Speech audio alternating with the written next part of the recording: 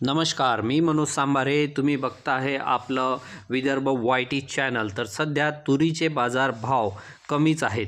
हमी भावापेक्षा कमी भाव असल्यामुळे शेतकरी चिंतेत आहेत. पण आपण जर विक्रीचे योग्य नियोजन केले तर यंदा आपल्याला तुरीला किमान 8,000 रुपये भाव मिळू शकतो. तो कसा, हेच आज आपण या व्हिडिओच्या माध्यमातून जाणून घेणार आहोत.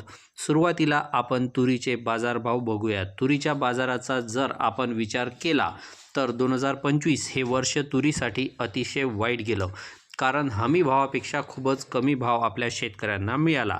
आता मागच्या 1-2 महिन्यामध्ये तुरीच्या भावात काहीशी सुधारणा दिसून आली आहे. बाजारभाव 100 ते 200 रुपयाने वाढून अनेक ठिकाणी आता 7,000 ते 7,300 रुपयांच्या दरम्यान पोहोचेल. परंतु 2025मध्ये बाजारभाव आपल्याला 65,000 ते 6,500 ते 6,800 रुपयाच्या दरम्यान दिसला होता. मग आता ही सुधारणा मागच्या 2 महिन्यामध्ये जे दिसून आली ती कशामुळे दिसून आली? एक तर देशांमध्ये तुरीचा उपलब्ध साठा हा कमी होता, बाजारातली आवक कमी होती आणि दुसरीकडे तुरीच्या बाजारभाव देशात पडल्यामुळे आयात देखील कमी झाली होती. त्यामुळे आपल्याला ही सुधारणा दिसून आली. आता काही बाजारांमध्ये नव्या तुरीची आवक सुरू झाली. कर्नाटकमध्ये तुरीच्या आवकेचा जोर वाढलेला आहे. महाराष्ट्रामध्ये आता पुढच्या 1-2 आठवड्यापासून तुरीची आवक मोठ्या प्रमाणात व्हायला सुरुवात होईल, कारण बहुतांश भागामध्ये तुरीची काढणी आता सुरू झालेली आहे. त्यामुळे आवकेचा दबाव वाढल्यानंतर तुरीचे भाव आणखीन आहे त्या दरापासून पडतील का, अशी चिंता अनेक शेतकऱ्यांना लागून आहे. परंतु यंदा आपल्याला जरी बाजारभाव कमी असले तरी 8,000 रुपये दर मिळण्याची शाश्वती सरकारने दिली आहे. कारण यंदा तुरीचा हमीभाव हा 8,000 रुपये आणि सरकार यंदा 100% तूर खरेदी करणार, अशी सध्या चर्चा आहे.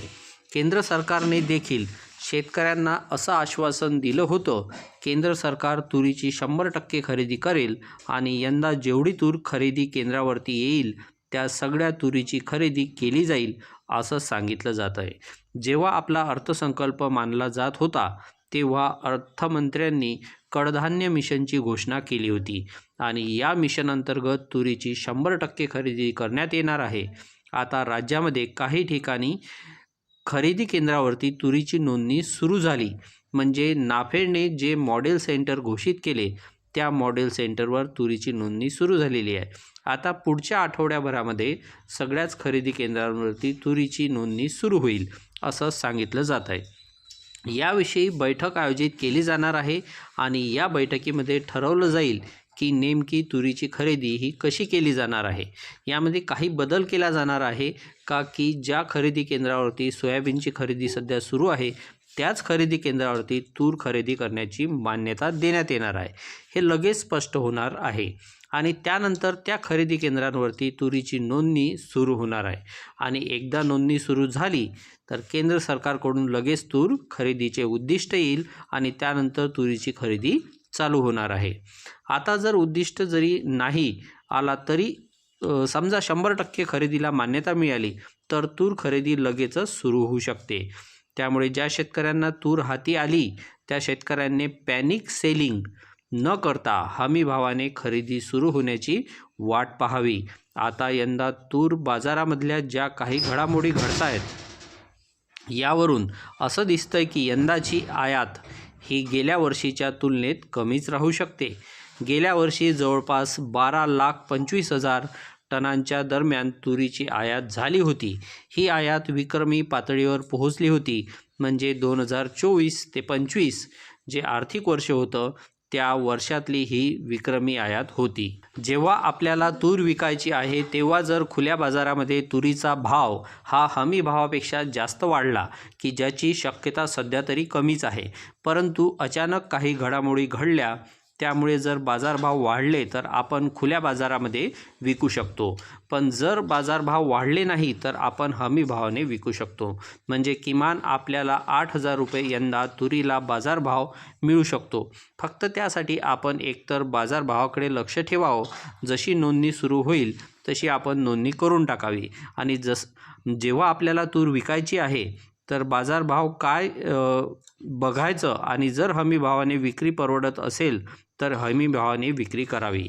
आता यंदा तूर बाजारात समीकरण असं यंदाची आयात कमीच राहण्याची शक्यता जरी असली तरी देखील जसे तुरीचे बाजारभाव आपल्या देशामध्ये वाढत चालतील तसा आयात देखील वाढत जाईल.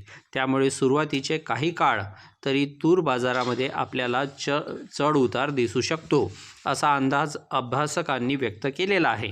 यंदा देशातील तुरीचं उत्पादन हे गेल्या वर्षी एवढंच राहू शकतं. किंबहुना काही अभ्यासकांचं म्हणणं गेल्या वर्षीच्या तुलनेत उत्पादन यंदा काहीसं कमी आहे.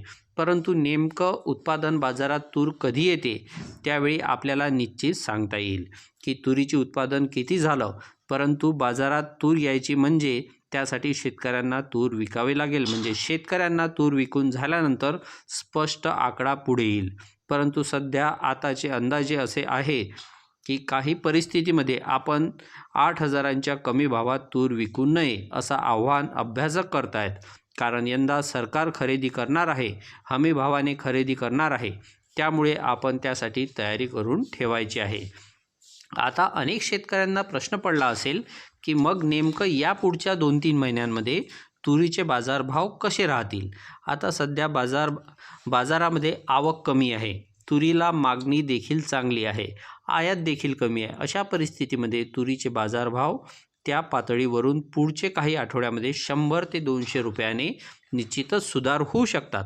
परंतु लगेच तुरीचा बाजारभाव हमी भावाच्या टप्पा पार करण्याची म्हणजे 8,000 रुपयापेक्षा जास्त वाढण्याची शक्यता खूपच कमी आहे. त्यामुळे आपण पाहिलं प्राधान्य हमी भावाने तूर विक्रीला असायला हवं. या पुढच्या टप्प्यामध्ये तूर बाजारात नेमकं काय घडामोडी घडतात व तुरीच्या बाजारामध्ये खरंच मोठी तेजी होणार आहे का आपण त्यावेळी आढावा घेतच राहू. परंतु ज्या शेतकऱ्यांना जास्त दिवस थांबायचं नाही किंवा थांबू शकत नाही त्या शेतकऱ्यांनी पुढच्या 2-3 महिन्यामध्ये आपली तूर विकायचे व त्या शेतकऱ्यांना पहिले प्राधान्य हे हमी भावाला द्यायचं आहे.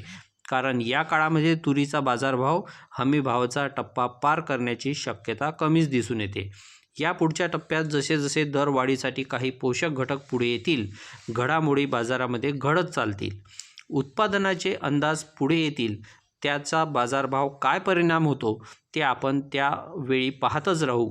रोज सायंकाळी 8 वाजता मार्केट इंटेलिजन्स सेगमेंटमधून आपण शेतीमालाचा बाजारभाव, सरकारचे धोरण यांचा आढावा घेत असतो. त्यासाठी आपल्या विदर्भ YT चॅनलला सबस्क्राईब करा आणि हा व्हिडिओ जास्तीत जास्त शेतकऱ्यांपर्यंत पोहोचवण्यासाठी लाईक आणि शेअर करायला विसरू नका. चला भेटूया पुढील व्हिडिओमध्ये.